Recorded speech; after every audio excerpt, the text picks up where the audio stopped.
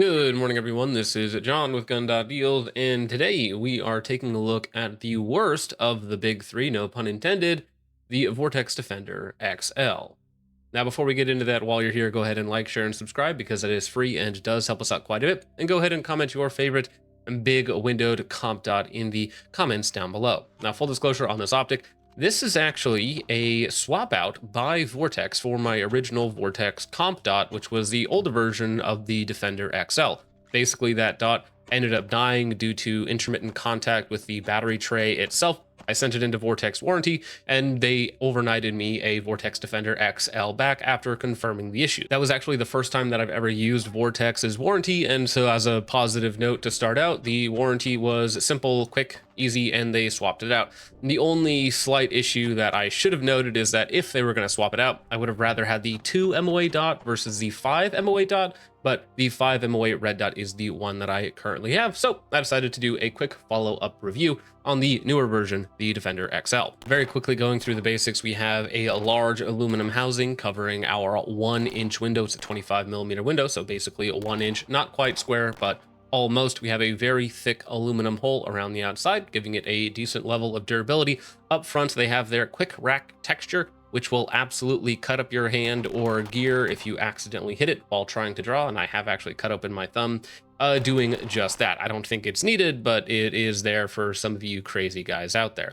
In terms of controls, we have plus and minus rubber buttons on either side for controlling your 10 brightness settings. Of note, you have 8 daylight settings and 2 night vision settings. However, they completely lied to you. The night vision settings are not night vision capable whatsoever. They are still daylight, not daylight bright, but visible during medium lighting conditions. And so under nods, they absolutely bloom out to 50 to 100 MOA, somewhere in that range. So it has night vision settings on paper, but at least with mine, this is so insanely bright that it is completely unusable. We have pretty standard pistol dot turrets with 1 MOA increments, decent clicks, no issues there. We do have a very interesting top-loading 2032 battery, which has a little spring-loaded tray that you can swap them out easily, though you can damage the contacts. Ask me how I know. Battery life is rated at 25,000 hours, which is roughly 2 years. You combine that with a 10-minute auto shut-off, auto-on capability, and your battery life should last a half a decade or so. Now, I still recommend replacing them sooner than that, as depending on your circumstances and brightness levels and whatnot, and ambient temperatures, things like that, the battery life may not reach its full potential. In the box with the DXL, you are going to get a low mount, and very importantly, and what in my opinion probably contributes to the popularity of the Vortex Defender XL, is you get a MOS plate. So the reason why I see so many Defenders on Glocks is because they come with a decent plate for the MOS system. So rather than a Holosun 507 comp or an SRO, some of these other dots that I consider to be far and away better than the Defender XL, I think that just the fact that it comes with a good MOS plate out of the box means that you can simply slap it onto your MOS Glock, rest in peace to those guys, and you're off to the races. In terms of value, I think it's a very attractive proposition, coming in well under 400 at the street level, which makes it very competitive with some of the other dots out there. Now, getting into glass quality, it is a aspherical lens, which is quite nice. The 5 MOA dot looks good in most lighting conditions.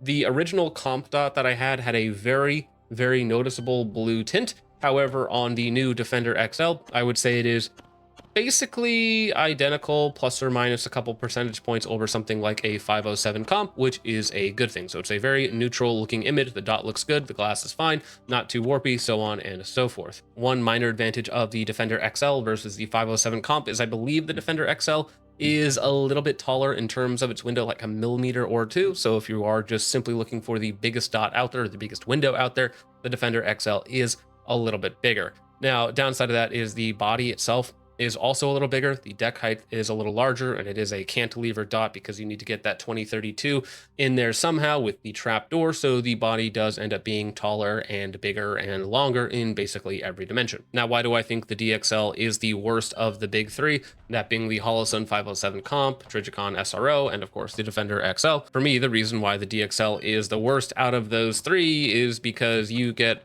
really bad glare with strong forward light sources, like basically to where you can see the entire emitter housing reflected in the glass, and you get a red dot surrounded by a big wall of red haze, and the glare coming in through the front is pretty bad, as you're hopefully seeing right now if editing John is doing his job. Now, almost all dots with a very, very strong forward light source will have some glare. The Defender XL is just, in my opinion, the worst offender. The Holosun 507 comp, which is probably my favorite both in terms of value and performance, also has the 2MOA dot that I prefer, seems to have much less of an issue than the Defender XL. Now, the Trijicon SRO is famous for a double dot scenario in very specific lighting conditions, which is also very obnoxious, but I think that the Defender XL just looks really poor in some lighting conditions. Now, I've used this new Defender XL in a class, I've taken it to the range, I did a night match with it as well, and in normal lighting conditions, it's perfectly fine, but if you're looking into a setting sun or a couple hours before sunset and you're looking into that direction, well, the dot and window is going to be completely washed out and you probably want to be shooting occluded. Now, while that might sound dour to the uninitiated around here, I actually quite like the DXL, and I think in terms of value, especially if you're putting it on a Glock MOS, rest in peace, that it can be a very, very good option. And I think it's really only separated in certain lighting conditions between the other two. So I don't really have a problem with it running it. I would have it on other guns if I needed one for some reason. However, my primary choice as of right now, since I have about 20,000 rounds on the 507 comp, would be 507 comps. I prefer the dot options. I prefer the body size. I think the window is more than big enough, and the clarity and reduced glare compared to some of the other options make it my personal favorite. That does not mean that the Defender XL is bad by any means. If I was going to pick up another one, I would try the 2MOA dot, and maybe that would resolve some of the glare issues with a different emitter housing or placement or whatnot, but that is where it stands right now. Do I think it's a good dot? Yes. Do I think it's the best dot for the application? Pretty close, and I know a lot of people love them and compete with them and have great times with them. No problems whatsoever. My personal preference is for the 507 comp, then Trijicon SRO, not in terms of value, but in terms of performance, and then the Defender XL. With all that out of the way, let me know what you think of the Vortex Defender XL in the comments down below. And with all that out of the way, gents, thank you so much for watching. I hope you enjoyed. I will see you in the next one. Peace off.